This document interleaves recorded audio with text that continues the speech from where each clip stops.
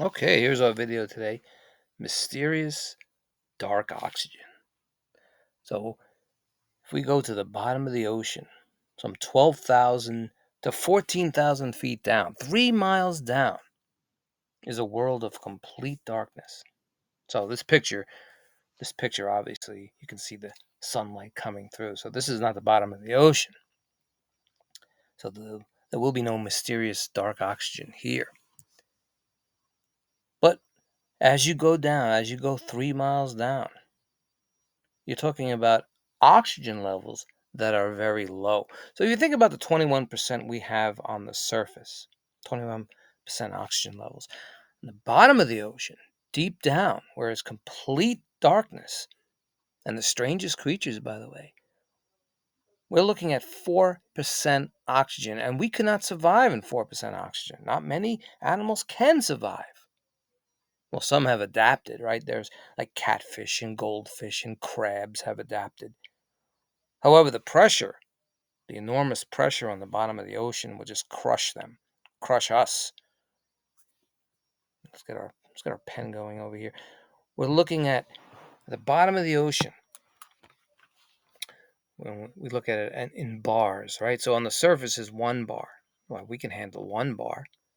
But on the bottom of the ocean, you can get anywhere from 430 bars, which would crush us completely, to 1,086 bars. So complete crush. Besides the fact there's no oxygen down there. However, there's a big however now. There's a big however through this whole thing because we thought there was 4% oxygen way down on the bottom of the ocean, but now they're finding more oxygen than they thought, and that's where dark oxygen comes into play. So when we're thinking about making oxygen anyway, and the oxygen, by the way, that we're breathing in, the oxygen that's important would be O2. That's two molecules of oxygen, two atoms of oxygen to make a molecule called O2, right? We breathe in O2. And of course, we get our oxygen. Earth gets its oxygen through photosynthesis, right? That's why I have a nice picture of the plants and the sun, right? So let's write photosynthesis. And so we have these photons of light coming from the sun and landing on the plants and creating this, and eventually a byproduct of oxygen. So oxygen is the byproduct. And the formula, we could just write the formula over here. We have 6 CO2 molecules, plus we have 6 H2O, which is water molecules. Plus we need our sunlight. Let's use yellow for the sunlight. Plus we have our sunlight, our photons. And we know that it will yield glucose, right? C6H12O6. And I'm sure you learned about this in high school. There's the glucose. And now the byproduct also is 6O2, all that oxygen being released from photosynthesis. But on the bottom of the ocean, there's no plants producing oxygen on the seafloor. And yet there's oxygen there.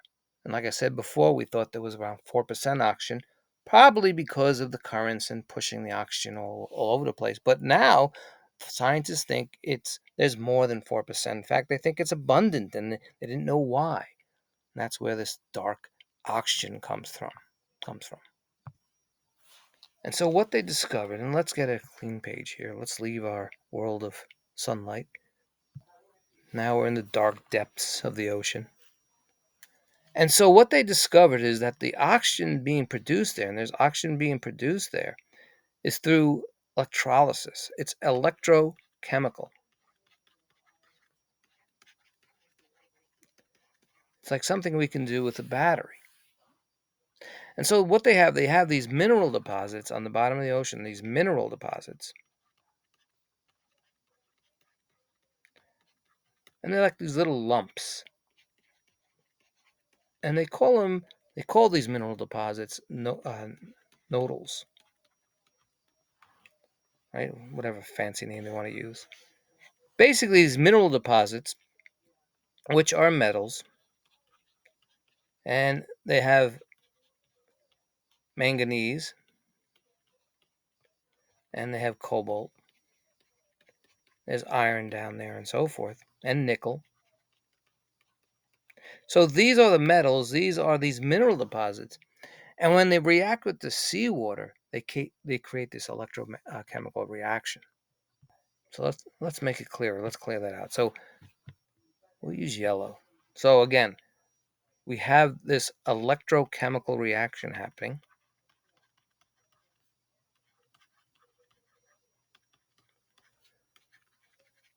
on the bottom of the sea floor, the ocean floor. And through electrolysis, they're breaking down they're breaking down H2O. Electrolysis is breaking down the water, dihydrogen monoxide, H2O. It's breaking it down, it's splitting it, making it easy to understand, splitting it into H2 and O2. So there's our oxygen. There's our oxygen right there. And that O2, which is the same O2 we breathe, is the same thing. They're just calling it dark oxygen.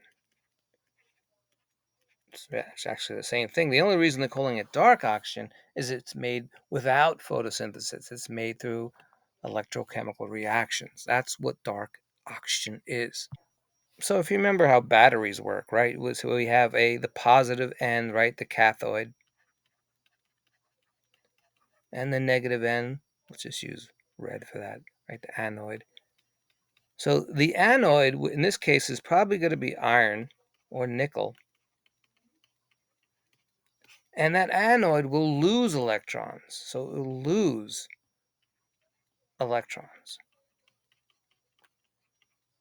So the electrons will move to the cathode. And the cathode will gain electrons. And it's in the cathode that they'll reduce the water and produce the O2, the dark oxygen. So what this does now for scientists is they have to rethink certain things about the origin of oxygen on Earth and life and see what happens with that in the future. So that's our video today.